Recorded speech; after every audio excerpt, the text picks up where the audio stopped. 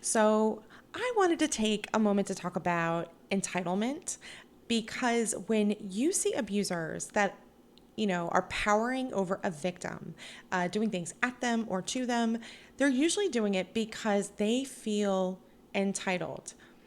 And I don't see this really talked about with clarity in the abuse community. And I think the reason that it makes more sense to me is because I'm a paralegal and I have that legal background. Because in the legal field, you have legal entitlements. So, for example, if there's a contract between two parties, or let's say a business and a vendor or something, each party to that contract is entitled to something from the other person as a result of that contract. You have a legal entitlement.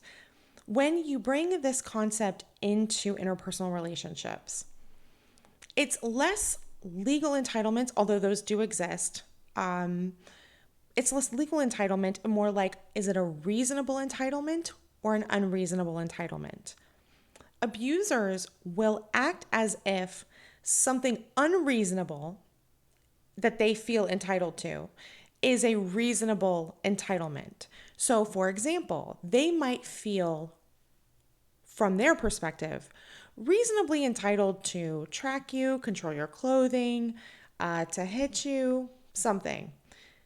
But objectively, it's not reasonable to feel entitled to those things. It's not reasonable for you to feel like you can control another person's clothing. It's not reasonable for you to feel like you can control where another person goes or to make them report to you everywhere they go. So the abuser will a part of the emotional and psychological abuse of the victim is getting the victim to agree that their unreasonable entitlement is reasonable. And so one of the mechanisms they'll use is they'll use the validation of their feelings as a way to get the victim to agree that their unreasonable entitlement is reasonable. And the thing is, someone's feelings can be like your feelings are your feelings. And you can support someone and say, "Oh, I see why you feel these big feelings." That doesn't mean that the logic is correct, and it doesn't mean that the decisions they're making from that feeling are correct either. So for example, okay, I feel jealous, insecure, and upset when you wear whatever it is clothing, and you're going out with your friends. Reasonable feeling, not a reasonable entitlement. It's unreasonable entitlement to then think that you are entitled to tell that other person, you can't wear those clothes, you can't go out with those people. So I think it gets very confusing for people because they don't know how to parse that out.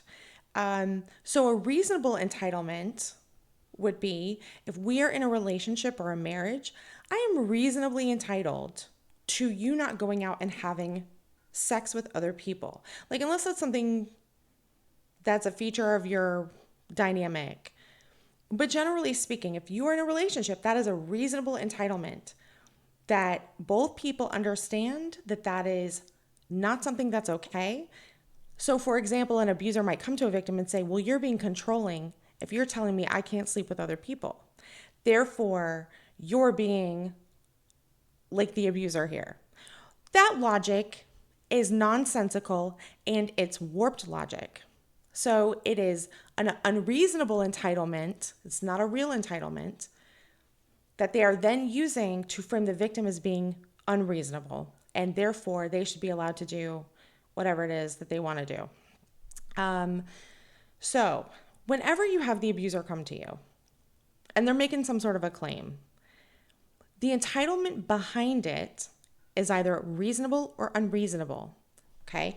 And then separate from that, the feelings that they have about the issue may be reasonable or unreasonable. And you can say, "Okay, I understand why you feel this way. I don't agree with you." And that's a separate conversation from the abuser feeling entitled to make you do anything. One place that gets tricky is when you share a child, because both parents have legal entitlement to parent the child. Both parents have legal entitlement to make decisions for that child. So, for example, if you have one parent that's not allowing another parent to parent, they are interfering with a legal entitlement. However, if they are using that legal entitlement to misparent the child, then it's not unreasonable to override the other parent. This is why family court gets so contentious, because you might, okay, let's do two examples. One, the other parent wants to be the fun parent, never wants to do any kind of disciplinary actions, wants to feed the child pizza all of the time. And that's very frustrating when you are the other parent, because it's fundamentally not optimal for your kid. It's undermining you as a parent. However, they do have a legal entitlement to not be an optimal parent.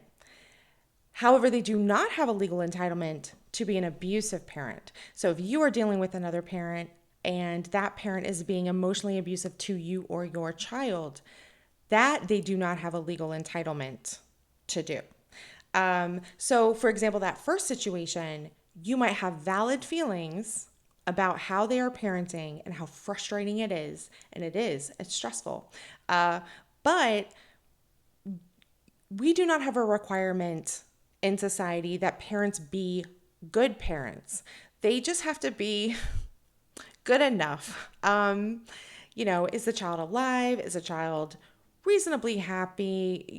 There's some certain, I don't want to say metrics because it's not a measure thing, but there's certain qualitative standards that like a judge is going to have when they're looking at the child, and what's in their best interest.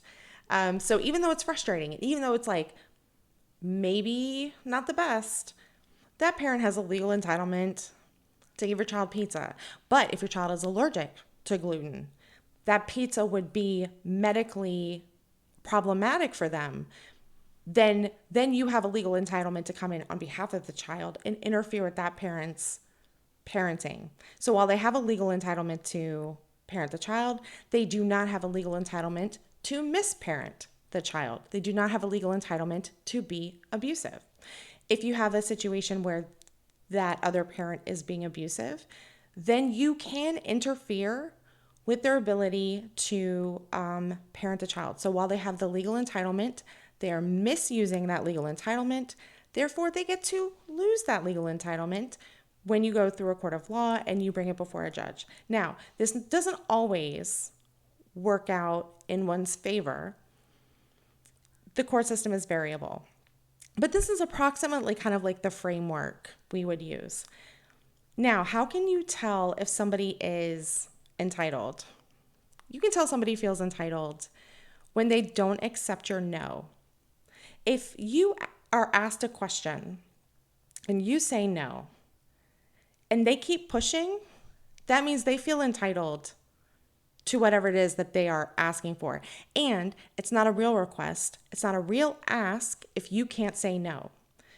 What you are entitled to is what is yours and what you have authority over, what is your possession. And the way I've said this in other videos is if you're legally liable for something, then you are legally responsible for it, and you have entitlement and authority and possession over it. But like I said, when it comes to kids, we're starting to thread the needle a little bit differently, because there are multiple entitlements in that specific scenario. But if you have a pushy person who is asking you for your car, you get to say no. I was reading a book earlier. Oh, who's the lady? It's Maura J. Moore, maybe? Anyway, in the book, she says, home is where you get to